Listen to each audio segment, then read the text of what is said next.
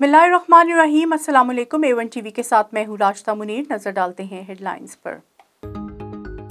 तहरीक इंसाफ का एहतजाज का ऐलान, वफाकी हुकूमत का गिरफ्तारियों का फैसला। फहरिस्त इस्लामाबाद पुलिस के हवाले वारंट हासिल कर लिए गए। परवेज खटक, अली अमीन गंजापू, आमिर जोगर, शेख रशीद, आमिर कियानी, अली नवाज के नाम शामिल हैं। कानून नाफिज करने वाले इदारों का मुश्तरका इजलास, मुजाहिरीन से सख्ती से निपटने पर इत्तफाक। हुकूमत का खौफ बढ़ता जा रहा है, फैसले भी बदलते जा रहे हैं। रहनुमा तहरीक इंसाफ असद उमर कहते हैं, रेड जोन से शुरू होने वाले अब एयरपोर्ट तक जा पहुंचे।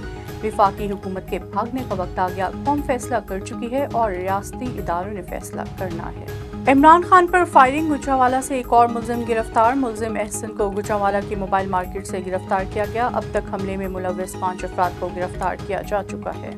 पीटीआई की जलसा और धरना की इजाजत न देने के खिलाफ दरख्वास्त। इस्लामाबाद हाई कोर्ट की वीकेंड को बैठकर मामला तय करने की हिदायत। जस्टिस आमिर फारूक ने रिमार्क्स देते हुए कहा, वीकेंड तय कर लें वरना अदालत देखेगी। मजीद समाअत जुमे तक मुलतवी कर दी गई। ममनू फंडिंग केस, इमरान खान की FIA तलबी के खिलाफ दरख्वास्त। जस्टिस अलीसिया बाजवा ने समाअत से माजरत कर ली। दरख्वास्त chief justice Lahore high court को भिजवा दी। किसी दूसरे बेंच के सामने पेश करने की सिफारिश भी कर दी।